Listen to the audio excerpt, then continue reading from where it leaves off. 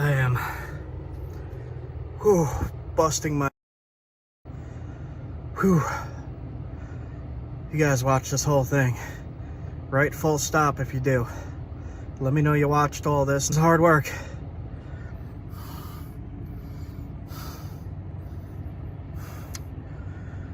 Okay. We didn't even start the damn Flint trip yet.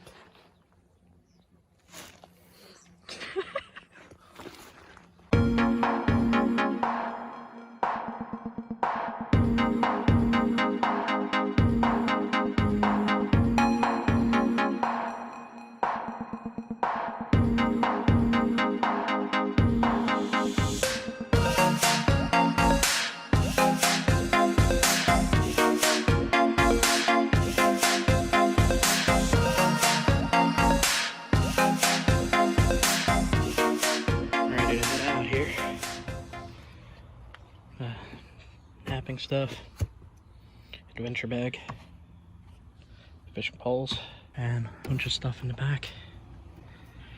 Just gotta load up the clothes, the camping stuff, the tent, and then we'll probably get to our campsite at like 9 tonight. It took all day to get ready.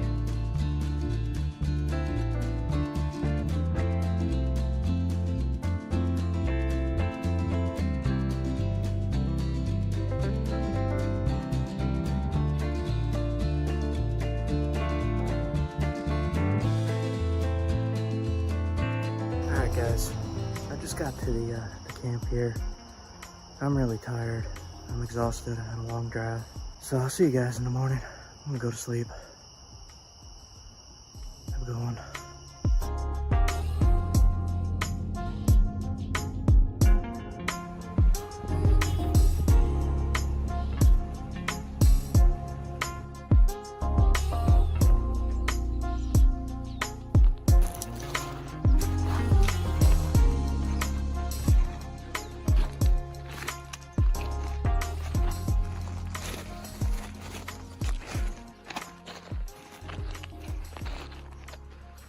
So, we left last night at 7 p.m. and I wasn't going to start the Flint trip yet.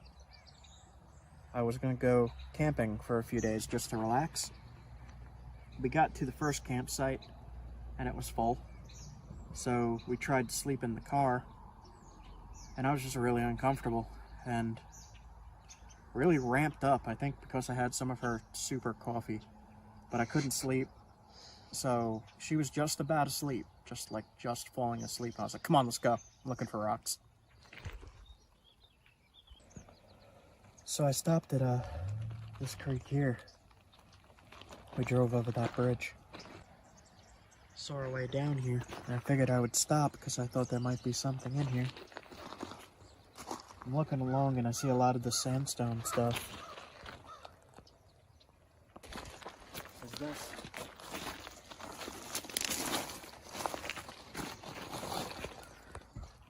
Looks like it'll flake. Give it a try.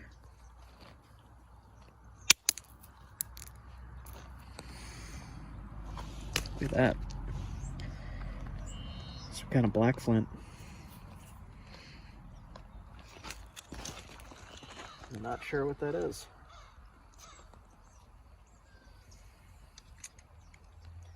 Keep that though. One for the effort at least.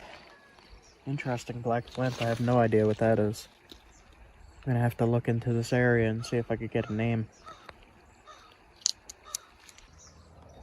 This is like a wide, shallow creek, and there's a bunch of crows out there. It's a really pretty spot. You fishing there?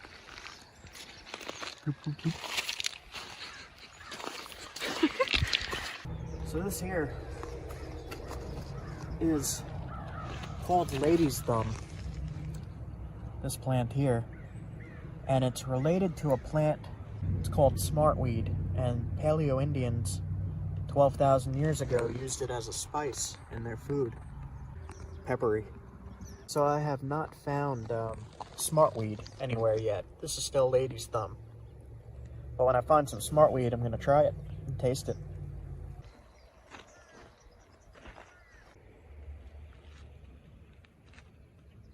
Limestone. This is a good sign. There's stuff around.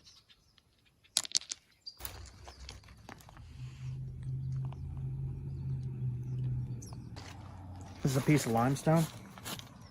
And usually when you find limestone chunks like that, there is flint nearby.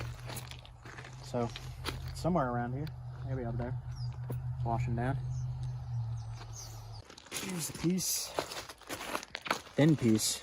So, limestone, flint, chert. I'll show you on the edge here. See how shiny that is there?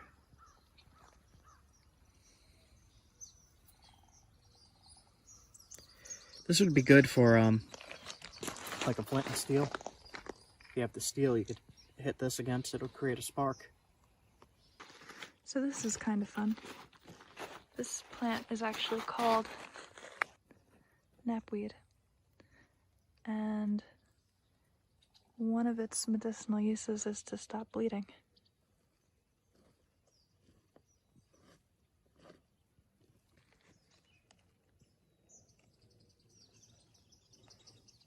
It's got these very distinctive little flower heads.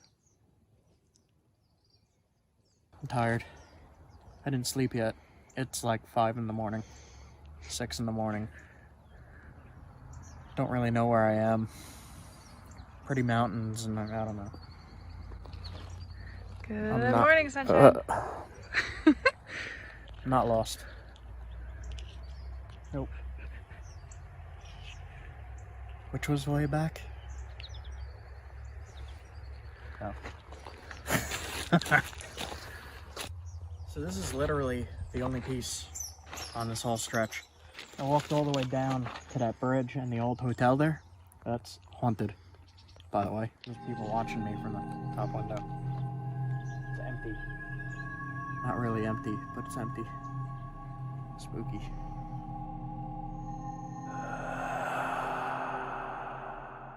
This stuff here. Yeah. Yeah, let me, here's another piece right here. This is the, that stuff, though. Let's just check this. Not Onondaga. Okay. I'm gonna take a little piece off.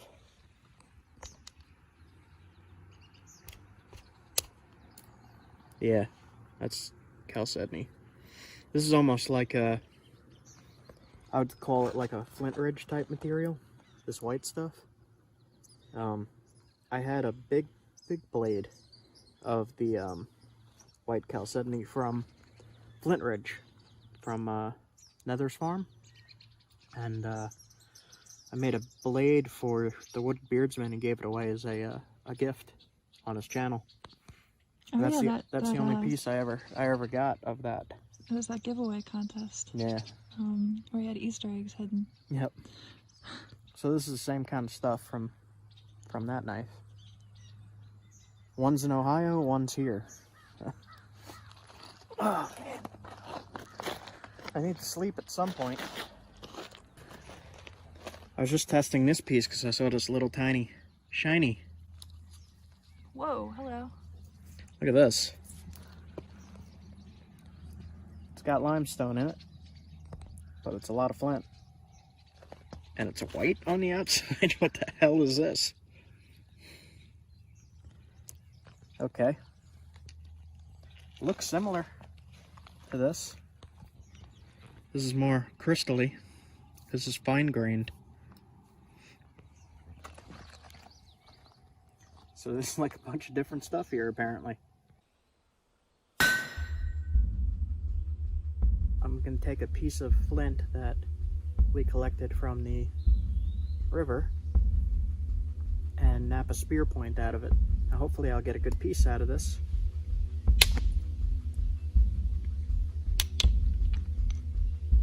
So both look okay. This one will be easier. So I'll try this one first.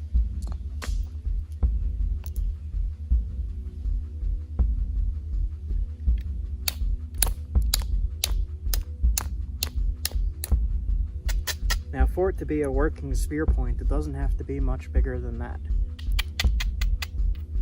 So when I'm doing this, I'm abrading the edges, I'm dulling the edges to make it so that when I hit on these spots that are lower, when I hit on them, it travels along this line and creates a big flake. Same thing, you would hit there and you would hit there. And you just keep doing that over and over again to thin it down. So here is a platform and here is a platform. Those are places you want to hit. It'll follow this line. The flake will thin it down along these lines. You can see right here, this shallow area is where one of the flakes came off. Same thing with here. And you just keep doing that over and over again until it gets down to the shape and size you want. So the platform there and the platform there. The lowest points on the rock.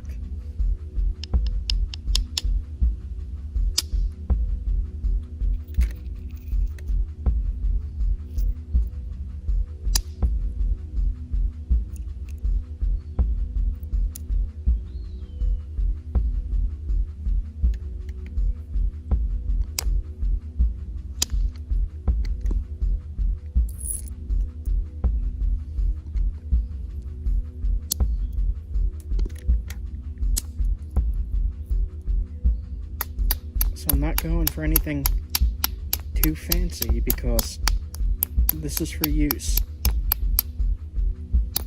It's starting to rain out. Kinda gotta hurry now.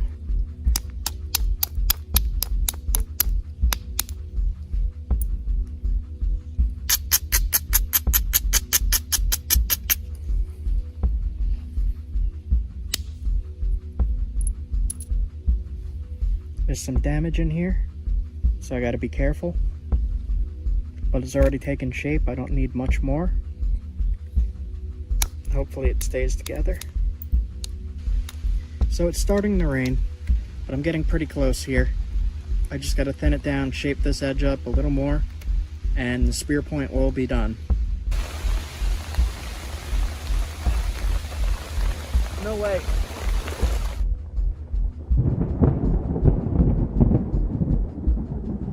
Okay, I think we're good.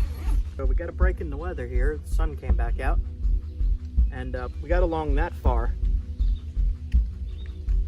You could see on this is the bottom of the rock. When I split it in half, you could see how much we've taken off. And the crystals on this line up to the crystals on that. So you could keep track of where your rock was when you're working on it. It's just a cool little thing. So we took off that much of the rock so far. And we gotta thin it more. So I'm gonna grind down again. I've ground all the edges so that I could see what I'm doing here.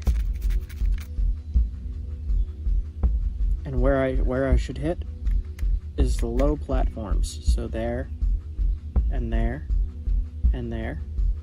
And when you flip it over, here's a low spot, here's a low, kind of low spot, here's a low spot, low spot.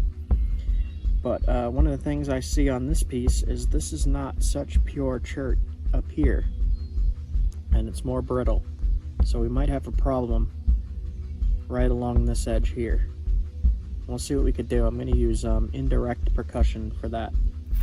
So I'm going to use the indirect method, which is the issue stick under the leg hit with antler. And that allows more power to be driven into the flakes to push them off, rather than trying to sit there with your wrist or with your shoulder and pushing the flake off with brute strength. You're instead just like that. We might have some problem with this, and if we do have a problem with this, then it'll just be a smaller spear point. It'll still get the job done. Doesn't need to be huge like this. It could be thin or it could be short. It doesn't matter, as long as it pierces and cuts. So I'm pushing the point into the copper tip, and as I press in, I hit with this to get the flake off. You do that all the way down the piece to thin it. So I hit right there. And you just do that along the whole piece. Here, there's a lot of problem areas. And I'm not certain that it's not going to break. it has crystals in it. These lines of crystals make a weak spot. Now if I can't get rid of those and thin it, you see how thick it is here, I have to thin that. And I have to thin here, but there's a line of crystals in there that's going to stop the flake from traveling, and if it stops it, it could direct force down through the point instead of across and over it, and if it goes down and through, it'll snap. So when you have damage like this, there's no way to determine for sure if you're going to break it or not doing this. If you're dealing with a lot of damaged rock, which from creek rock would definitely a lot of it be damaged, you got to learn how to work around these problem areas, and sometimes they fail. That just happens, but that's part of the process, and that's part of learning. And you learn how to correct these problems over time. Every time I fix it, I learn something new. Every time I break it, I learn something new. So we're going to see what happens here. Now this piece does have some problem areas in it, but we could probably fix it up. So this one cleaned up a lot. It went almost across the whole thing, and look how much width that took off. So when you pulled it off, it's way thinner. What I'm going to do at this point, since there's a lot of damage in here, I think I'm going to go with the zigzag method. So I'll take a flake off that way, then I'll flip it over, take a flake off that way, flip it over again, flake that way, all the way up to the tip. Then I'll regrind the whole thing and see if I could fix these problem spots. Also, on this side here, I gave way more width to work with, just in case this side fails. I'll still be able to get a point out of this like that. Even if I lose that much, I still have a very deadly spear point.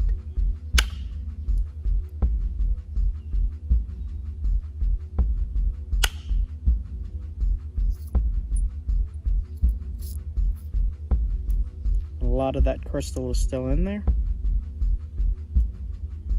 So we're just going to keep thinning this now. We're past the problem point. This is going to be a little bit of a problem here, but I'll just get rid of that with grinding, I think.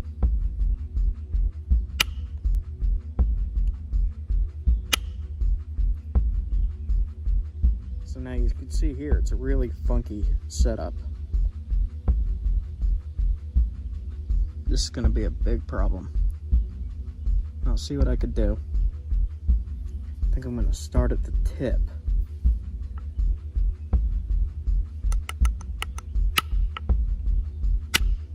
Don't want to hit too hard. Okay. Now what I'm doing with the zigzagging is it's setting up new places that I could hit. So now I have access to this platform, which runs on that line, but it's still all funky in here. So what I'm gonna do is take another flake below that platform on the opposite side. There.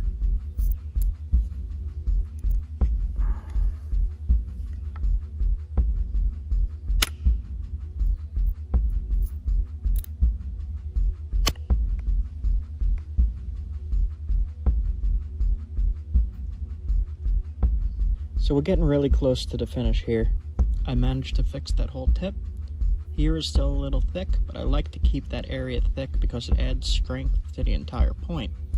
If the tip breaks off, I could pull it out, set it back in, and resharpen it. Thunder. But we fixed that whole tip.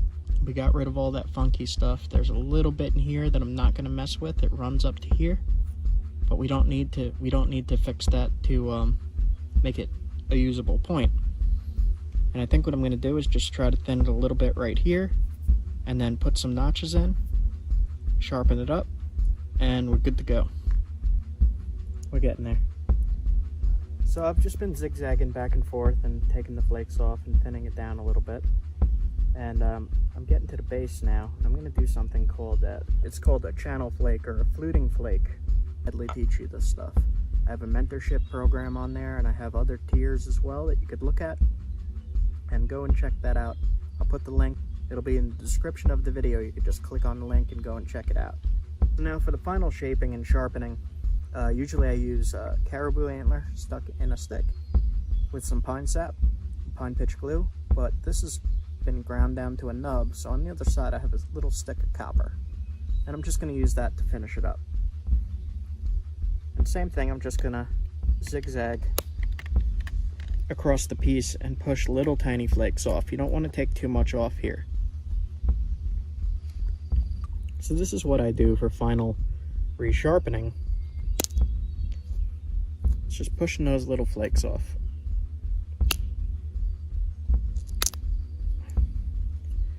And right there you can see I'm taking off that brown stuff. That brown stuff is called the cortex of the rock. And the cortex is actually weak, so you want to get that off if you can.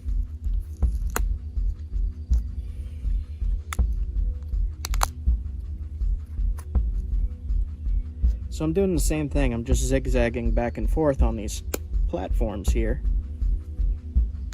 and making sure it keeps the right shape. So now that tip is pretty sharp. I'm going to make it go to more of a point. And a lot of this, you can see the cortex is a different color than the chert. And there's a lot of cortex in there. It goes right across the line here. You can see it on this side, this brown stuff. And like I said, that's weaker. So I'm gonna leave this because otherwise it'll shorten my spear point, and I don't want a short one. Just grind the piece again.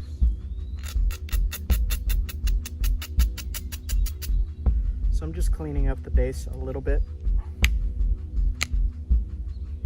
And this is a pretty good flute point.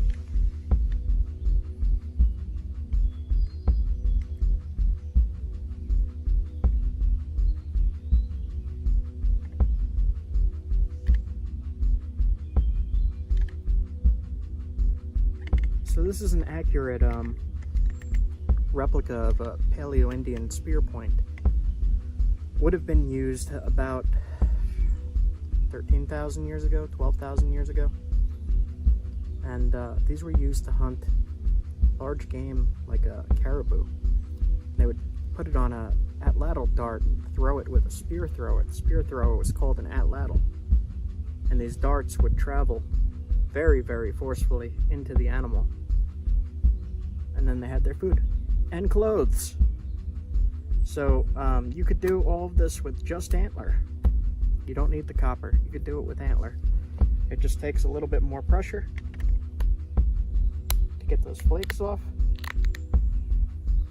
As for the damage, we cleared up a lot of it.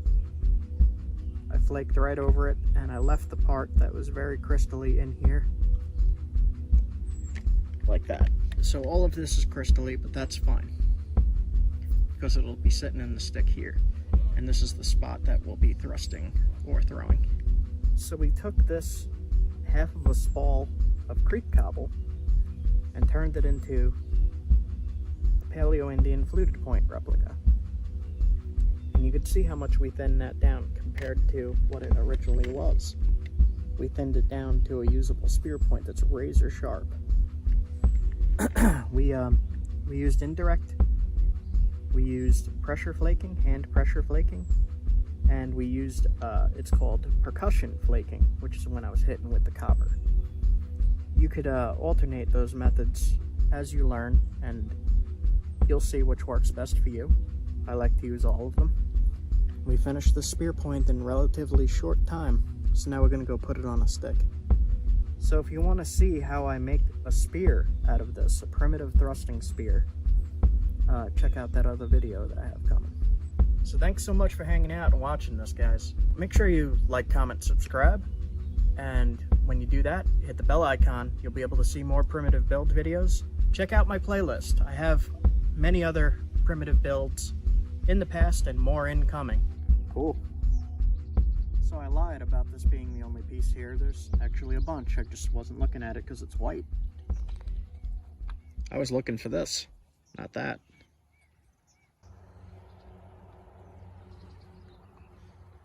We didn't even start the damn flint trip yet.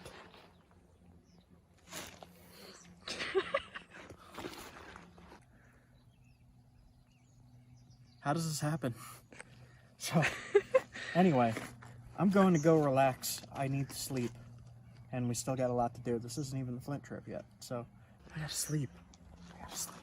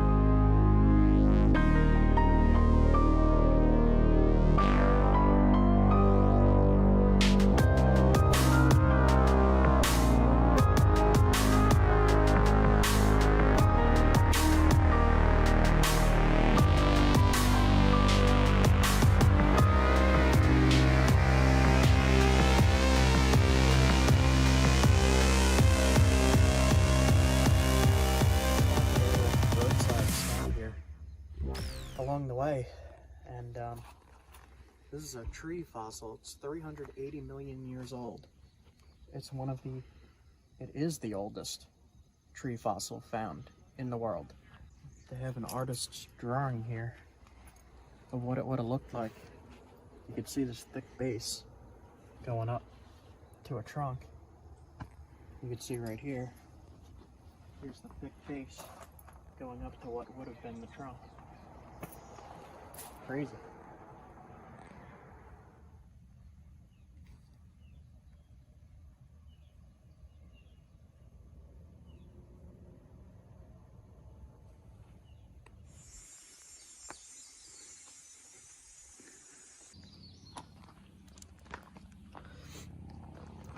Flint.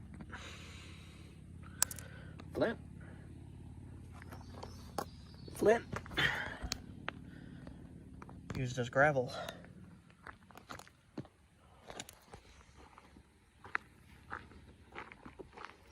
Damn. Let's just call the gravel company and see where they're blasting. Yeah, right? It is everywhere, look. There's a piece. There's a piece. There's a piece. This is that stuff that I just found. Yeah. Yep. I hear the waterfall. Getting close. So, like, once you get an idea of where flint is, it's not too hard to find it. I mean, it's everywhere around here, apparently. The more time you spend doing this, you get an eye for it too. Danger.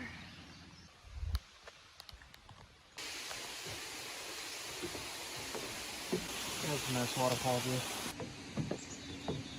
Smell that? What is that? It smells good, whatever it is. I've never smelled that before. It What smells is that? like... It's almost like cucumber. Yeah, like a citrus cucumber or something. Yeah, what is that?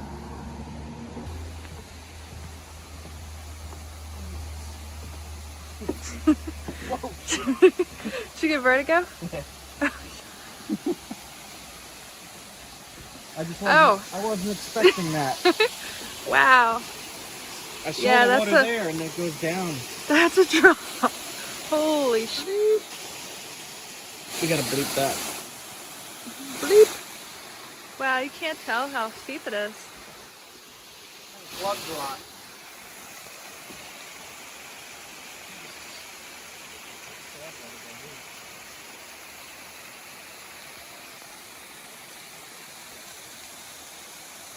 You see how that limestone is pouring out from the wall right there? That pile? Now the next big flood that comes through is going to wash that downstream. And if there's flint in the limestone, it'll wash out like that, and that's how you find the cobbles and bricks of it, way downstream. Oh, wow. That is a straight drop. It looks like a little puddle, but that's... I don't know how to show you how steep this is.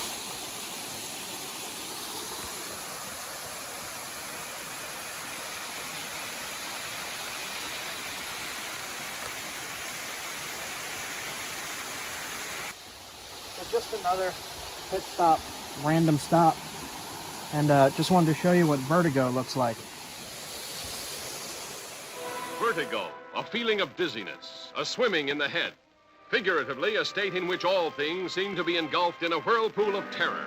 I look up, I look down, I look up, I look...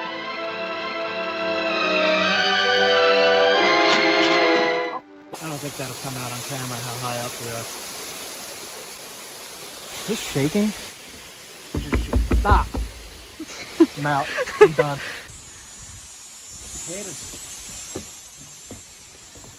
Bye, waterfall. So I napped this from some of that rock. Gnarly looking stuff.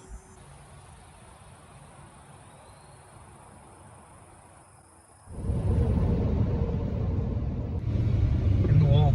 Huge chunks. Is there? Yeah. That means it's probably in the creek. Big fish just jumped. I don't know if you got that on camera or not.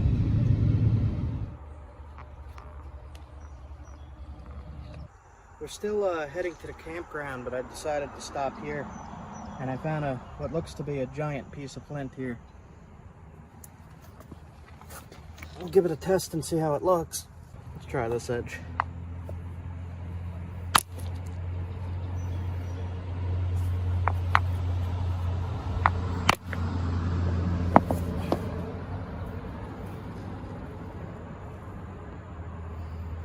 It's not high quality, but it'll nap. I'm gonna bring it with me to experiment with.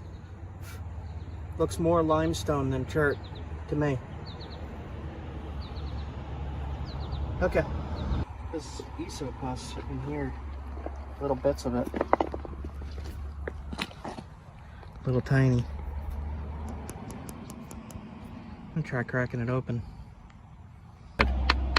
Usually if it's high quality stuff, it rings like a bell.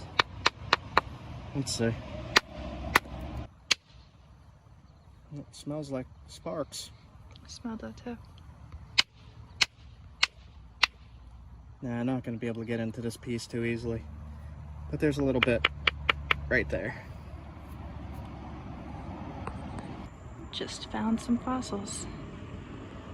Is a seashell?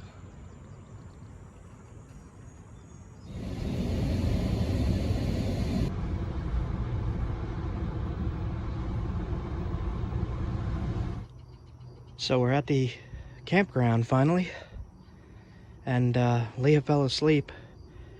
We're waiting to check in, and can't check in until 2, so I'm gonna go down to the water. Yep, I'm gonna do that right now.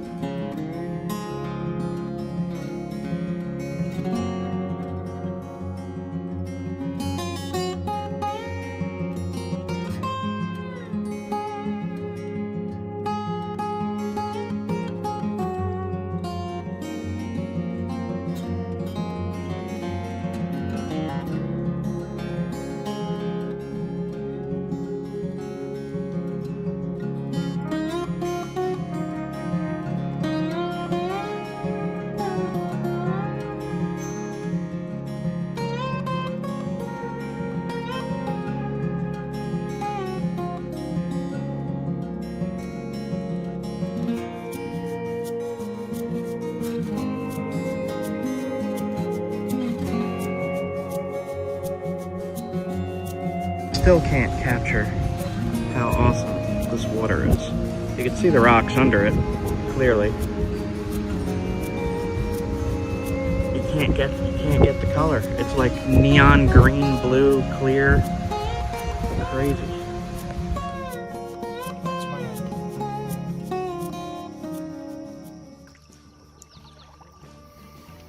Here. I'm gonna just try to fish for a little bit and take it easy. See See if I catch anything.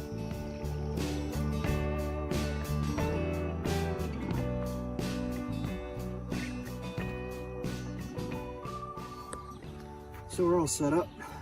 Just gonna make ourselves some New England clam chowder again. Read my book.